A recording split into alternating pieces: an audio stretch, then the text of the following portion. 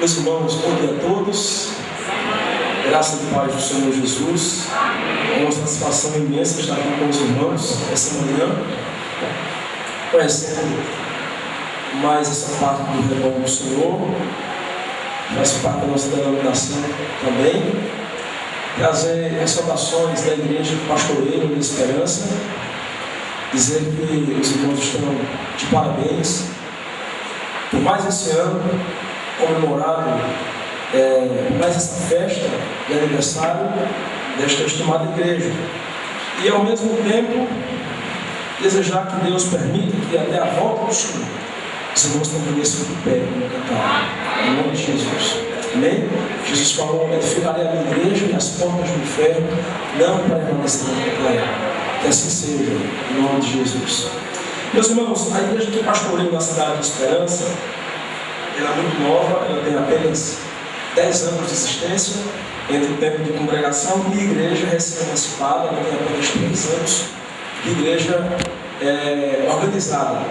E nós não temos um tempo próprio ainda. Por causa disso, nós temos feito uma campanha muito forte, com vistas a levantarmos um edifício onde vamos nos reunir fixamente, sem receio de a qualquer momento termos que devolver o prédio alugado, que por sinal, graças a Deus, recentemente tem sido servido gratuitamente. Então, nós temos feito algumas campanhas lá com os irmãos. O Ministério do Louvor, por exemplo, gravou este CD aqui. Quero ser como tu. Músicas muito bíblicas, muito abençoadas, e nós temos levado para onde vamos com o propósito de adquirirmos recursos para a construção do nosso templo, já que nós possuímos lá 2 terrenos que nos foram doados por um empresário da cidade, que faz parte da nossa igreja. Além disso, recentemente eu publiquei, juntamente com a VINAC, que tem uma editora, VINAC Realiza a Consciência Cristã em Campina Grande. Atualmente ela tem uma editora chamada Visão Cristocêntrica Publicações. E nós publicamos em parceria com ela, a nossa igreja com ela, um livro que eu escrevi há alguns anos atrás, por sinal, orientado pelo vosso pastor Eudes Lopes Cavalcante, me deu uma satisfação de ler meu texto, que eu estava ali no seminário. E recentemente nós fizemos uma revisão e publicamos o livro A Ira de um Deus de Amor. Esse livro tem sido vendido no site da VINAC, por exemplo, ao preço de R$15. Mas como nós fizemos uma parceria, estamos vendendo em prol da construção do nosso templo, por onde temos ofertado ele a preço de R$10. Então, no final do culto, nós temos algum material lá fora, além desse, alguns CDs de mensagens, de pregações. Ao adquirir esse material, você vai estar investindo integralmente na construção do templo da Santa Igreja Congregacional de Esperança. Caso algum irmão não tenha vindo preparado com essa finalidade, eu creio que os irmãos são crentes. Eu acho que o STC dessa igreja não está com problema nenhum. Então você pode fazer uso do crédito que você tem como crente, lá na porta, dar o nome a algum diácono, e com prazo de 30 dias você pode repassar o dinheiro para os oficiais, eles depositam na conta da nossa igreja lá em Esperança, tá bom? Mas dito isto, eu queria convidá-lo a abrir sua Bíblia no texto do Salmo de número 95. Hoje pela manhã nós fomos convidados para falar sobre a igreja como uma comunidade que cultua. E eu queria que você abrisse sua Bíblia nesse salmo, ficasse em pé para que juntos pudéssemos ler a palavra do Senhor.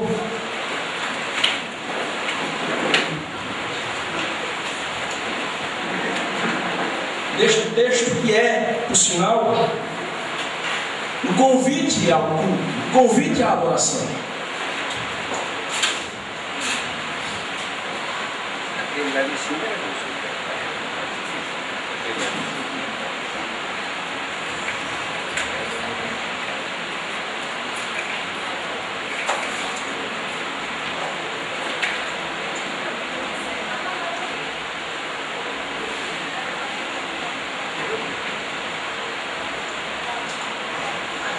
Salmo 95, quando se achar, não tem um amém? Vê-se junto que você tem alguém que não tem uma Bíblia, porque nós somos um povo livre, nós queremos que Deus nos fala pela palavra. Quando a lemos, quando meditamos na posse da Escritura, Deus está falando ao nosso coração.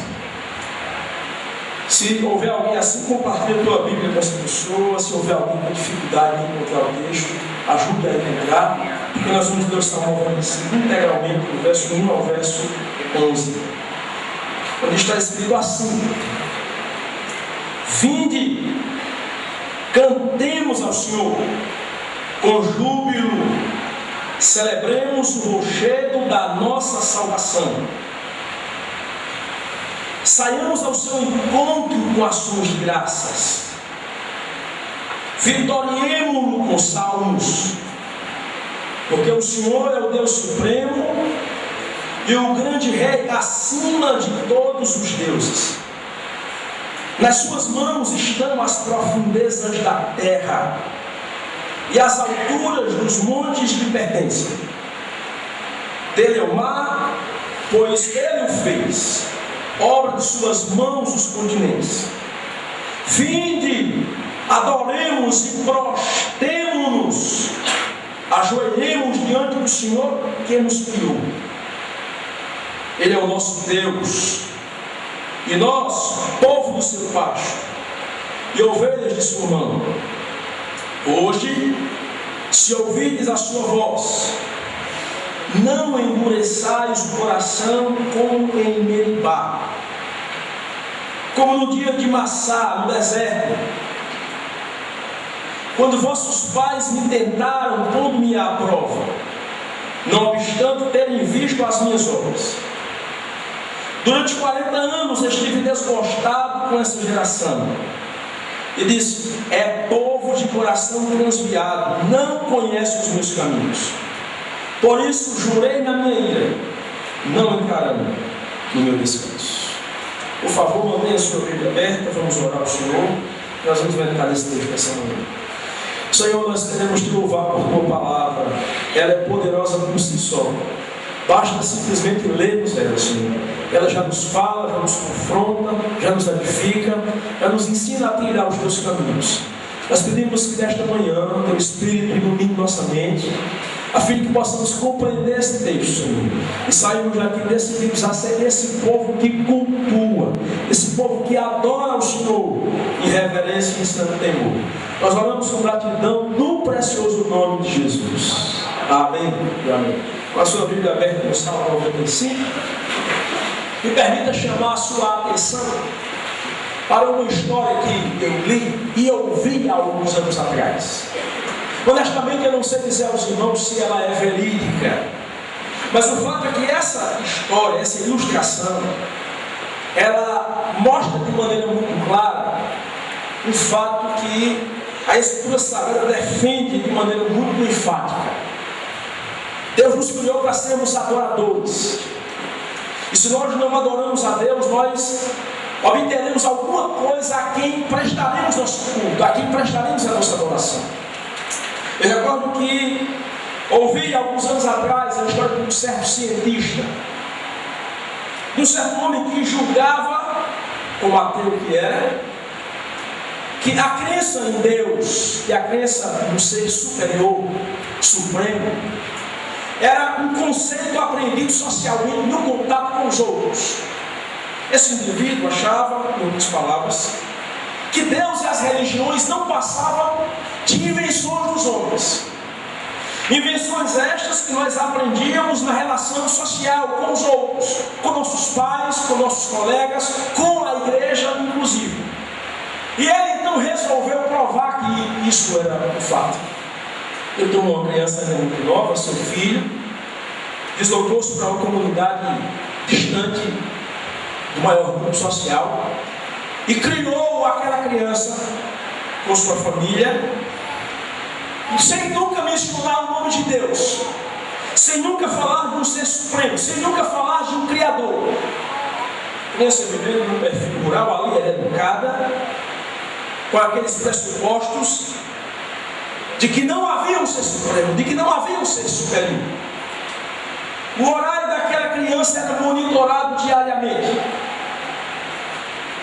E com o passar dos anos, ao se tornar um adolescente, aquele homem começou a perceber que havia um certo horário no dia, preferencialmente ao fim da tarde, que o menino deslocava-se sozinho para caminhar entre a floresta E ele então resolveu acompanhá-lo, escondido, sem se apresentar. E percebeu que o menino se deslocava cada vez mais distante, subia no alto monte. E quando chegava naquele alto monte, já com o sol se pondo, ele se prostrava no chão. E de longe o homem observava que ele dizia assim: ó grande Criador, tu que fizeste todas as coisas, revela-te a mim que eu desejo te conhecer.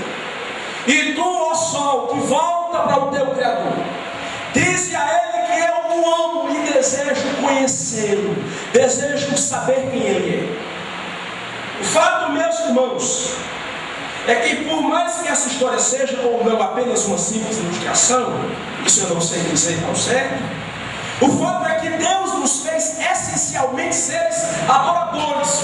Nós fomos feitos para adorar a Deus. Nós fomos feitos com uma sede profunda de Deus no nosso coração. E é exatamente por causa disso que Deus nos convida, como seres que foram criados à sua imagem e à sua semelhança, para prestarmos nosso culto, para prestarmos a nossa adoração mais sincera a Ele. E é sobre isso que eu queria falar com os irmãos dessa manhã. Nós vamos falar sobre o culto que prestamos a Ele, sobre a adoração que nós como igreja prestamos a Ele. Adorar a Deus, cultuá-lo, é prestar a reverência que é devida a Ele, que é dele por direito. Não é à toa que a Escritura em outras passagens diz assim: tributai ao Senhor a glória que é devida ao seu nome. A expressão significa pagai, é dele, dai por direito porque é dele. A Escritura, portanto, nos convida, irmãos, a cultuarmos a Deus, a reconhecermos nossa pequenez, a reconhecermos a grandeza dele. Eu não sei se você lembra, mas quando Jesus, por exemplo, foi tentado no deserto, durante 40 dias ele jejuou. Ao final desse jejum, nosso inimigo compareceu a ele para tentar. E a última tentação do inimigo foi ofertando-lhe os reinos do mundo, se Jesus não somente prostrasse um pouco perante ele, e lhe desse culto, lhe desse adoração. Ao inimigo de nossas almas, Jesus disse: retira-te, Satanás, porque está escrito: ao Senhor teu Deus adorarás e só a Ele darás culto. Portanto, meus irmãos, a Escritura, a palavra de Deus, seja na dispensação do Antigo Testamento ou do Novo Testamento, nos ensina de maneira muito clara que nós, como cristãos, como povo de Deus, devemos reverenciar apenas o nome do Senhor. Devemos cultuar apenas o nome do Senhor. Devemos dar culto apenas a Ele, exatamente pelo fato de que todas as outras coisas são criaturas e somente Ele é o Criador. Você for leia a história da igreja cristã, e você descobre que os primeiros cristãos aceitavam ir à arena para serem crucificados de cabeça para baixo, como a tradição diz que sucedeu com Pedro. Aceitavam morrer queimados, tragados pelas feras, assassinados pelos gladiadores no estádio, simplesmente para não dar a glória que era de Deus e de Cristo ao imperador. Nada, nem mesmo a preservação da vida deles, fazia com que aqueles irmãos renegassem o culto que era dirigido apenas a Deus. E sabe por que eles faziam isso, meus irmãos? Porque desde sempre a igreja foi ensinada que só a Deus devemos cultuar. Já estudamos os mandamentos, dois deles, os dois primeiros, diziam assim. O primeiro dizia: não terás outros deuses diante de mim. O segundo dizia: não farás para ti imagem de escultura, nem semelhança alguma do que há em cima dos céus, nem embaixo da terra, nem nas águas debaixo da terra.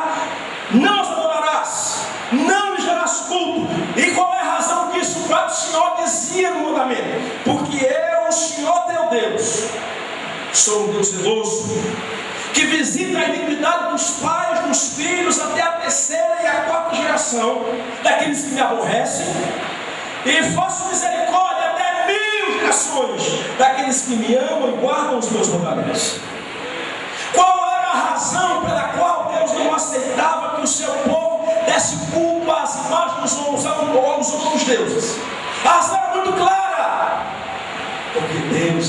zeloso. Deus zela pela glória dele. E Ele não admite que nós fomos criados para sermos dele, apenas dele. Cultuemos a nenhum outro além dele. A semelhança de você, irmão, que está aqui nesta manhã, e você não aceita que o seu marido mantenha relação com um homem que não seja, mantenha relação com outra mulher que não seja você mesmo. Que ele possua outra esposa. Você, marido que está aqui, não admite que a sua esposa tenha um outro homem. Você zela pelo seu casamento, Deus zela pela glória que é dele, e Ele considera isso traição. Mas sabe qual é a razão porque Deus não admite que nós demos glória a uma pessoa, a outra coisa que não seja Ele? É exatamente o fato de que Deus ama a glória dele. Isso pode parecer um absurdo para nós, mas deixa eu dizer uma coisa: a pessoa mais teocêntrica que existe no universo chama-se Deus. Deus é a pessoa que mais está centrada nele mesmo. O principal propósito de Deus, deixa eu dizer nessa manhã, é glorificar a Ele mesmo, é dar a glória que é dele. Ele nos criou para o louvor da sua glória, diz a Escritura. Talvez você pense, puxa vida, isso é idolatria, é egoísmo, mas não é esse o caso, meu irmão. Porque primeiro, não existe um outro Deus além do Senhor. Segundo, Ele é a causa de todas as coisas. Sem Ele, nada do que foi feito se fez. Portanto, Ele espera ser cultuado, ser reverenciado e reconhecido por nós que somos suas criaturas. Deixa eu listar pelo menos dois textos que mostram para a gente isso. O primeiro texto está lá em Isaías 48. Eu não queria que você saísse do Salmo 45, porque nós vamos ver alguns aspectos do nosso culto nesse salmo. Mas permita citar o Salmo 40, aliás, Isaías 48, o versículo 9, quando o Senhor Deus diz assim, observe: por amor do meu nome, retardarei a minha ira, por causa da minha honra, me conterei para contigo, para que não venha exterminar. Por amor de mim é que faço isso. Porque como seria profanado o meu nome? E ele diz assim, versículo 11: a minha glória não a darei a outro. Eu poderia citar para você aqui também o texto de Ezequiel, capítulo 36. Quando o Senhor Deus, no versículo 32, diz assim: não é por amor de vós, fique bem entendido que eu faço isto, diz o Senhor. No versículo 23 ele diz assim: vindicarei a santidade do meu grande nome, que foi profanado entre as nações, o qual profanaste no meio delas. As nações saberão que eu sou o Senhor, diz o Senhor Deus, quando eu vindicar a minha santidade perante eles. Enfim, meus irmãos, o que nós encontramos em todas as partes da Bíblia é que Deus, como nosso Criador, espera receber de nós a glória que é própria dele, que é dele por direito.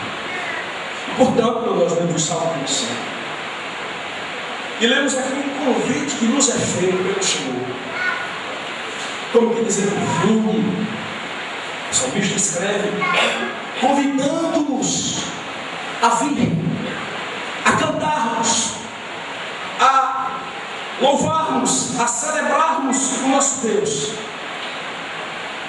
Nós estamos diante de uma situação, de uma circunstância de culto que é prestado, que é oferecido ao Senhor. Exatamente pelo fato de que Deus nos criou para isso.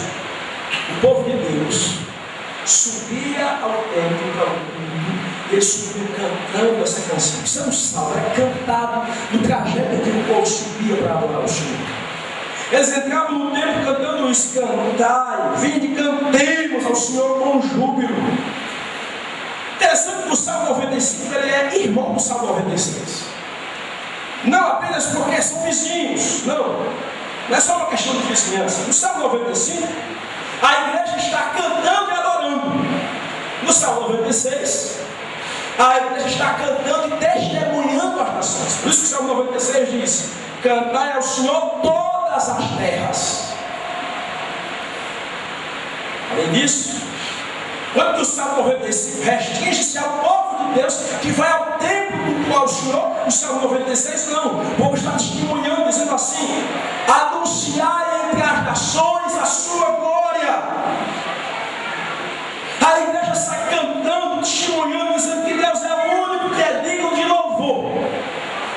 Mas como a gente pretende pensar no Salmo 95, eu queria observar com você, com base nesse texto, como é que tem que ser esse culto que nós precisamos oferecer a Deus. Percebamos primeiro que o salmista começa fazendo esse convite em forma de imperativo, em forma de ordenança. Vinde! Cantemos ao Senhor com júbilo, celebremos o recheio da nossa salvação. Esse texto aqui estabelece diversas nuances, diversos aspectos que deveriam nortear o culto que a gente oferece a Deus quando vier o tempo, por exemplo. E eu queria ver com você esses aspectos. A primeira coisa que se deve dizer, meus irmãos, é que o nosso culto deve ser oferecido com alegria. Se não, veja comigo o que diz o versículo primeiro que lemos aqui. Vinde, cantemos ao Senhor com júbilo. Celebremos. Vejam as expressões que são usadas aqui. Veja, inclusive, o verbo celebrar. Tudo faz crer que esse salmo aqui era um salmo cantado, inclusive, para comemorar a vitória de uma batalha, a vitória de uma guerra, de uma situação onde o povo se estabeleceu num conflito e obteve vitória, e eles vêm ao templo para cultuar o Senhor. O culto deve ser prestado em forma de alegria. Nós deveríamos vir à igreja naquela expectativa do salmista que diz: alegrei-me quando me disseram vamos alegrar o Senhor. Nós não deveríamos vir ao culto, irmãos, com tristeza. O culto deveria ser para nós, de fato, uma festa, um motivo de nós celebrarmos. Nós deveríamos vir, de fato, com o nosso coração grato pelo que Deus tem feito, e deveríamos vir, de fato, sorrindo, com nossos lábios assim, cantando com alegria aquilo que Deus tem feito por nós e pela sua glória. Então, sinceramente, me permita a sinceridade de dizer que eu não sou favorável àquele culto que você se sente com uma cerimônia fúnebre. Aquele tipo de culto que você se senta e que você escuta o barulho da música que vai e que vem, porque quem está no culto não tem paixão para cantar, para levantar suas mãos, para se prostrar se for o caso, para orar, para derramar sua alma diante do Senhor, em gratidão por aquilo que Ele tem feito. O culto é motivo de nós celebrarmos. Nós deveríamos ter alegria quando servimos a Deus, meus irmãos, sobretudo quando estamos no culto que oferecemos a Ele. Celebrar em conjunto ao Senhor. Todos os povos da terra. Servir ao Senhor com alegria. Irmãos, me permitam dizer que alguns de nós, quando subimos para a igreja, parece que a gente caiu para um lugar de tristeza. Alguns familiares nossos não percebem o prazer que nós deveríamos ter de vir à igreja, subir ao templo para oferecer nosso culto a Deus. Me parece que em alguns casos isso foi um sentimento que se perdeu na caminhada cristã. E se esse é o seu caso, esta manhã eu chamo a sua atenção para que você se arrepende de alguns sonhos. E peça que Ele gere no seu coração a disposição de ter alegria para vir lugar a Cristo. Tudo que nós fazemos, quer cantando, quer contribuindo, quer servindo, quer pregando, deve ser feito com alegria, porque nós estamos aqui servindo alguém que simplesmente é o maioral de toda a terra. Nós estamos servindo ao Criador de todas as coisas quando o cultuamos.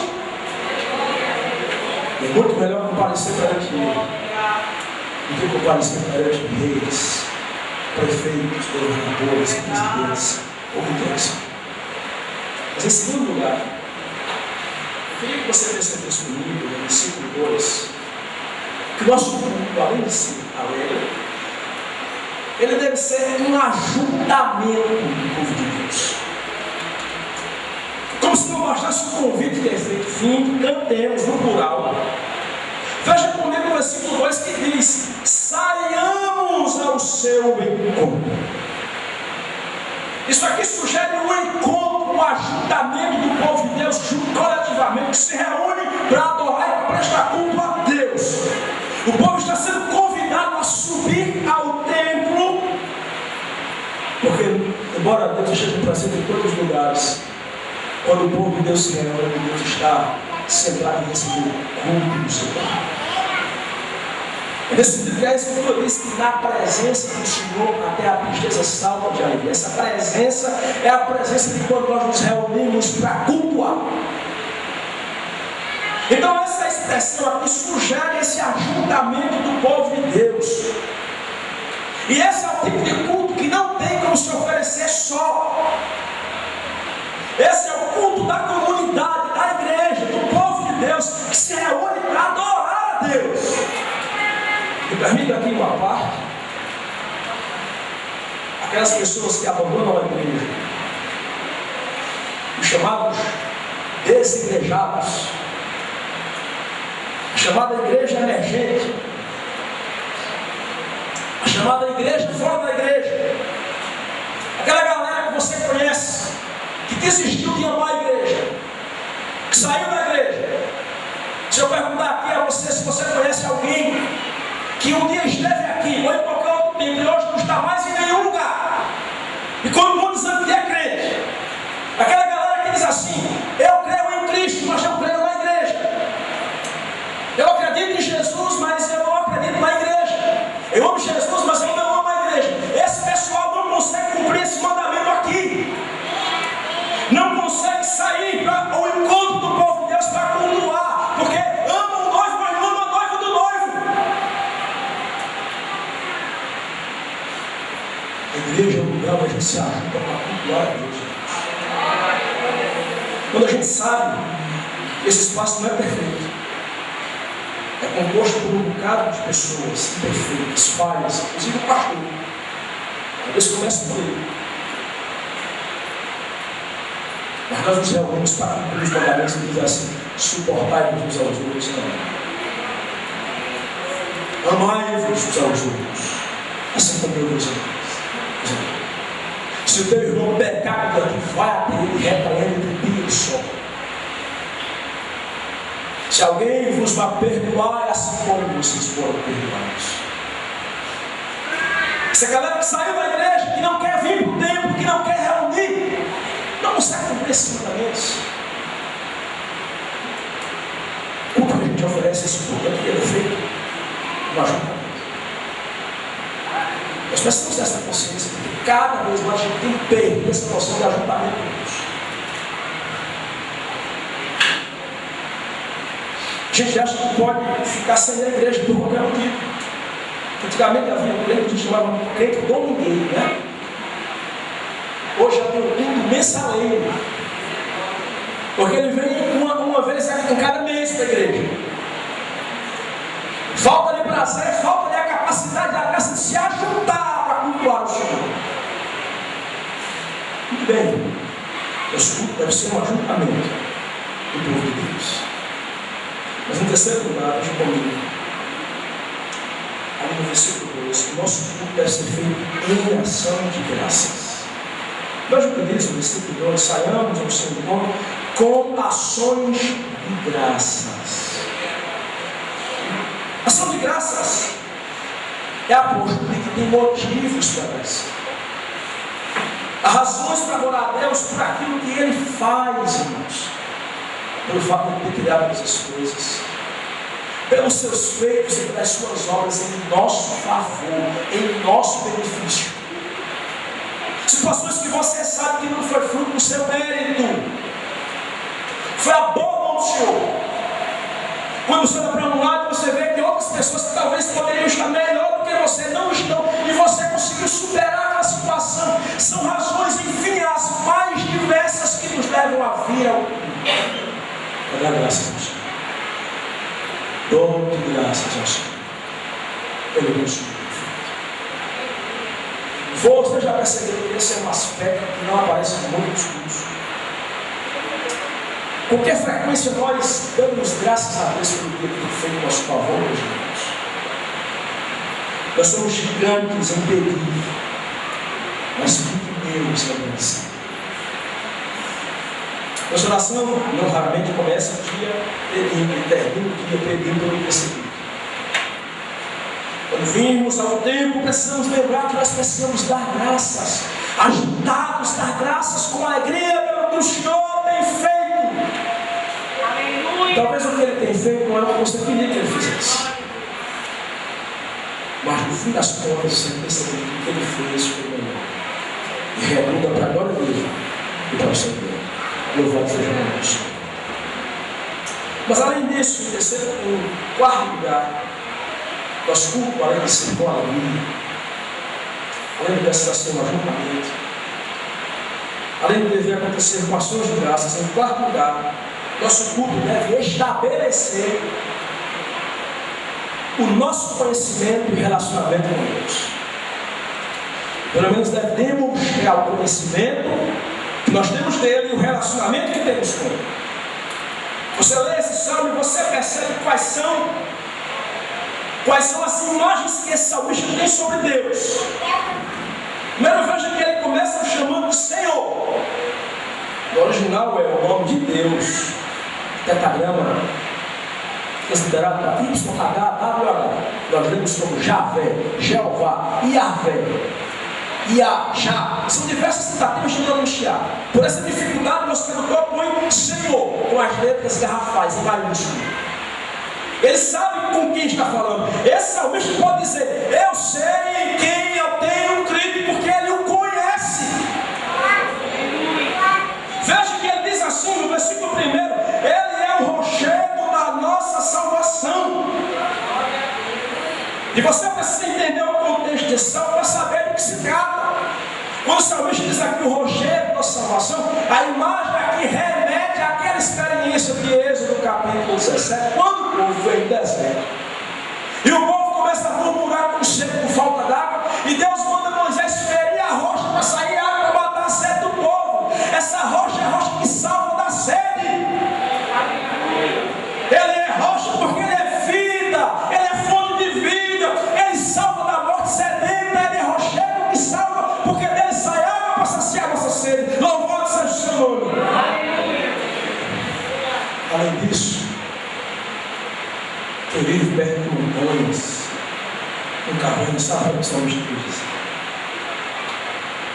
Rocha, montanha, oferece proteção e abrigo em momentos de perigo, em momentos de dificuldades. Como Davi se escondeu numa rocha de cavernas. Além disso, veja como ele se refere a Deus no versículo 3. O Senhor é o Deus supremo, o grande rei de todos os deuses. Ele é rei. É o Deus que reina, é o Deus que governa, está acima de todos os governos e poderes que existem no mundo, porque na verdade é Ele quem designa tais poderes e tais reinos. É um salmista que conhece o seu Deus. É um adorador que sabe a quem está adorando. Lamentável que nossas canções não cantam mais quem é Deus. Aliás, as canções que a gente canta hoje em dia são muito diferentes. A gente canta assim: para a direita, para a esquerda, para frente, para trás, por todo lado, prosperarei. A gente canta assim: restitui, eu quero de volta o que era meu. A gente decreta, a gente ordena, a gente reivindica, a gente coloca Deus na parede. É assim que a gente aprende com os televangelistas. Mas esse salmista aqui, ele conhece Deus e sabe muito bem qual é o seu lugar. Quem manda é Ele. Ele é o Senhor, Ele é o meu rochedo, Ele é o meu rei. Então esse conhecimento que ele tem de Deus faz ele saber qual deve ser o seu relacionamento com Deus. Então, qual é o relacionamento que esse salmista mandou com Deus? Há pelo menos duas imagens aqui que remetem a esse tipo de relacionamento. A imagem do Senhor, que demonstra que a Ele a gente deve obedecer. Ele é o soberano, quem manda é Ele. Manda quem pode, obedece quem tem juízo. Se Ele mandou, eu devo obedecer. Já diziam os nossos pais, para nós quando crianças na igreja, que o alfabeto do crente são apenas algumas letras. O, B, D, a segunda imagem que mostra esse relacionamento que nós temos com Ele, no versículo 6 e 7, ele vai dizer: nós ajoelhamos diante do Senhor que nos criou, Ele é o nosso Deus e nós, o povo do seu pasto, ovelhas de sua mão. Que imagem é essa? A imagem do pastor. Ele é o nosso pastor. O salmista sabe que o relacionamento dele com Deus é o relacionamento do pastor e ovelha. O pastor é responsável por nutrir esse ovelha.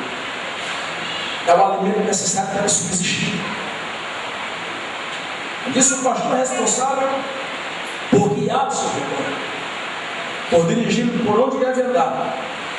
E quando uma ou outra ovelha foge da direção do pastor, vocês devem conhecer a imagem hebraica do pastor que deixa 99 ovelhas, vai em busca da que se perdeu. E quando ela encontra, ele inclusive a disciplina. Em algumas regiões do Oriente é comum o pastor pegar a ovelha que se dispersou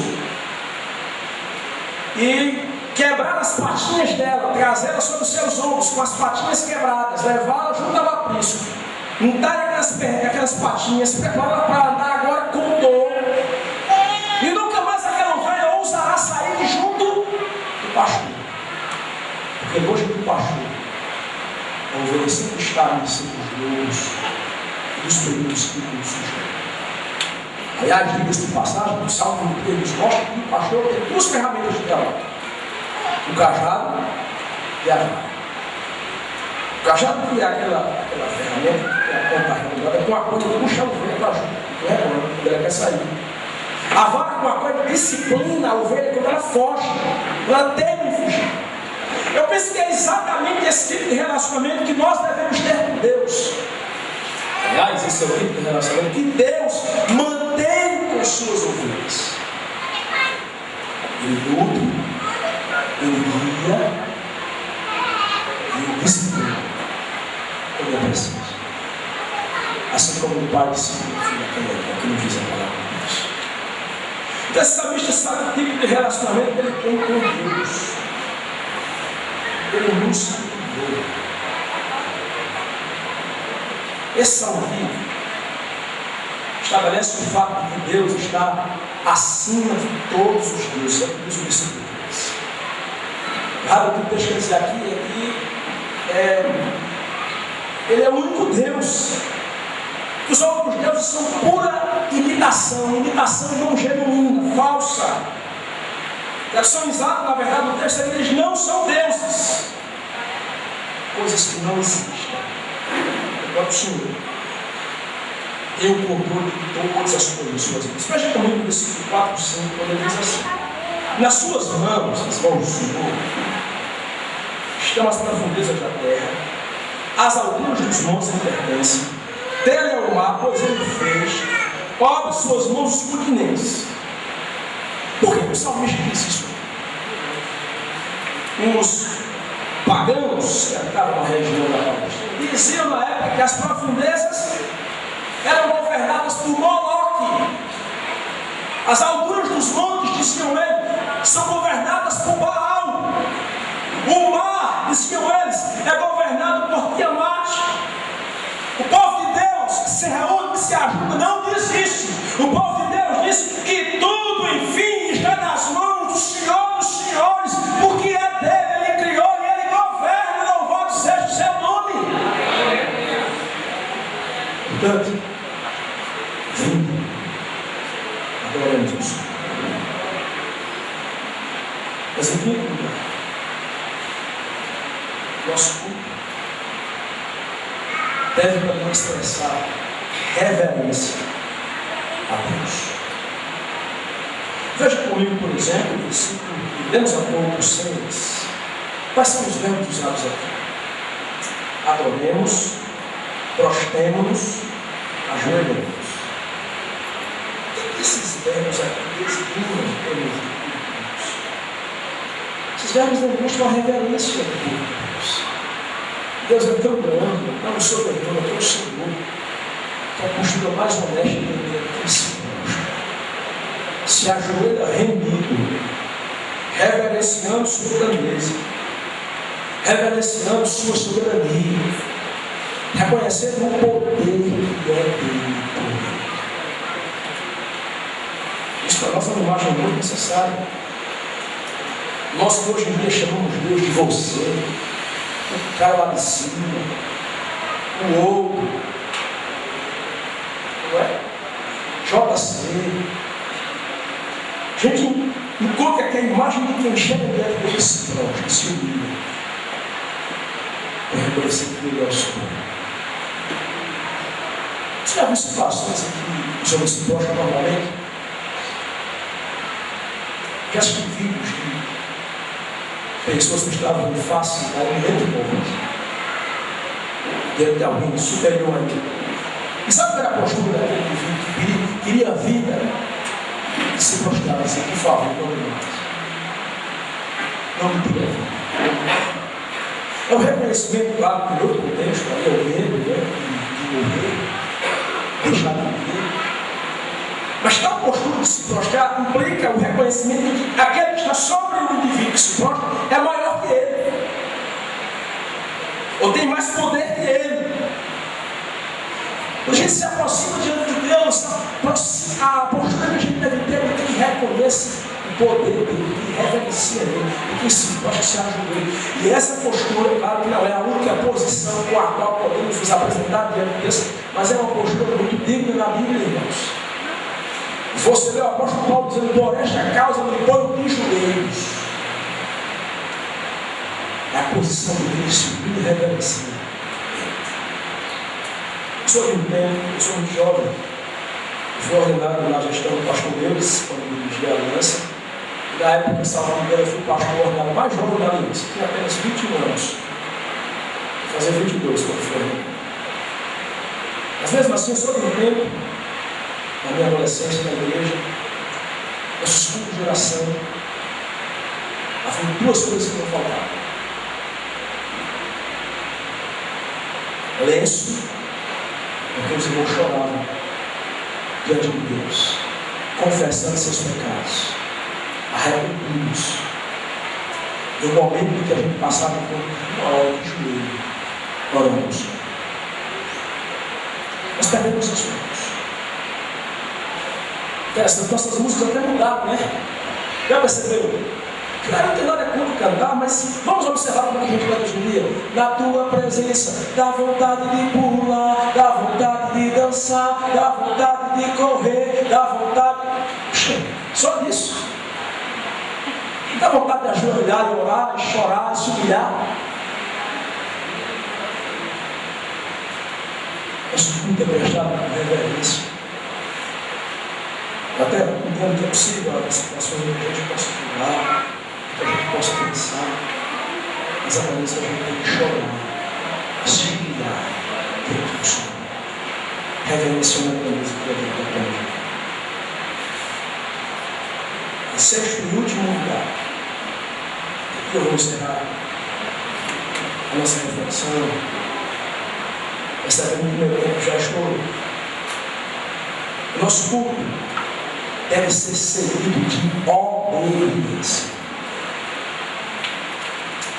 Veja comigo que os versos 8, 9, 10, 11, mas a parte B do verso 7 em diante, remete àquela experiência de Meribá, da qual fiz menção há pouco. Que experiência foi aquela? O povo experimentou quando estava no deserto. O mar se abriu, o mar vermelho se abriu, eles passaram a pés enxutos. Faraó vem com o seu exército atrás, o mar se fecha, eles morrem afogados, e o povo sai vitorioso mesmo, caminhando com destino à terra prometida. Você lê Êxodo que Deus manda pão para ele.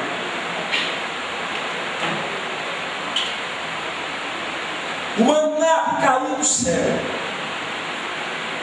Você lê Êxodo que Deus vem fazendo provisões, as situações em que Deus manda até carne e acaba o coração de Deus. Mas há uma situação específica em que o povo tenta a Deus. Está em Êxodo capítulo 17. Essa situação passou a ser chamada Meribá, Massá. O dia de Meribá, o dia de Massá, é o dia da tentação. Quando o povo tentou a Deus. E a acusação era contra Moisés.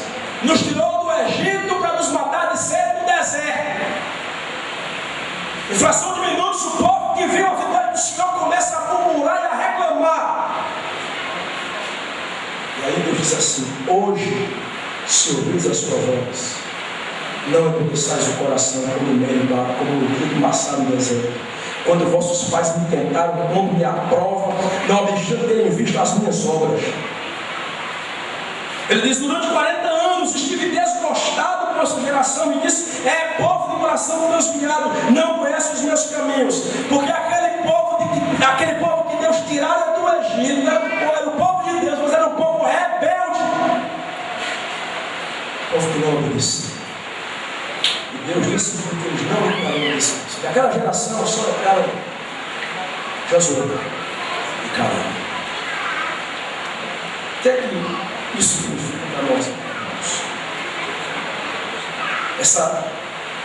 Essa referência à experiência de Meribá implica no fato de que a nossa adoração não pode ser uma adoração sem compromisso. É muito fácil agir como se estivesse adorando, sem de fato ter um compromisso verdadeiro com o Senhor. Da mesma forma que aquele povo errou, nós podemos também cultuar e em seguida, quando sairmos por essas portas, desobedecermos a Deus, desonrarmos a Ele. Depois de termos cantado, orado, louvado, sairmos daqui e desobedecermos a Ele, desonrarmos o nome dEle. E que é dito para nós lá no Novo Testamento.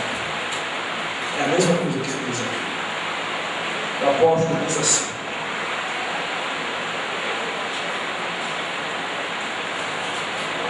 tendo cuidado, irmãos, jamais aconteça haver em qualquer de vós perverso coração de incredulidade que vos afaste de Deus vivo. Pelo contrário, exortai-vos mutuamente cada dia durante o tempo que se chama hoje, a fim de que nenhum de vós seja endurecido pelo engano do pecado. Porque nós temos nos tornado participantes de Cristo, se de fato guardarmos nele até o fim, confiança que desde o princípio. Quando se diz: hoje, se ouvirdes a sua voz, não endureçais o vosso coração, como foi na provocação. Que nós, irmãos, não façamos o mesmo que Israel fez em Meribá. Que nós cumpramos, sejamos gratos, mas saímos daqui dispostos a viver aquilo que falamos para o Senhor. Eu queria perguntar a você, no final dessa mensagem, como é que você cultua a Deus? Qual a frequência com que você tem cultuado ao Senhor? Qual parte do plano que você participa com intensidade? Como é que você se porta diante da mensagem da palavra de Deus? Durante o momento da oração. Permitam aqui, e só lembrando aos irmãos, às vezes algumas coisas acontecem no nosso culto que não refletem esses salmos. A gente chega para o ajuntamento, quando todo mundo está louvando, a gente está, de repente, fazendo outra coisa. A gente está conversando, a gente está lendo, quando todo mundo está orando, a gente, como de forma espiritual, vai fazendo outra coisa. A gente não participa do culto em conjunto, em comum. Deus nos ajuda a termos esse sentimento que estamos vivendo. Quando nós nos reunimos para cultuar o Senhor. E nós não deixamos de fazer isso por qualquer motivo. Porque a palavra de Deus diz: não abandoneis a vossa congregação, como é costume de alguns, antes de mostrar uns aos outros, quando mais vezes se aproxima aqui no plano. Deus, portanto, nos ajuda. Que a pessoa palavra no nosso coração. Em nome de Jesus. Vamos ficar em pé, vamos orar. Passar a palavra para os colegas. Vamos comentamos.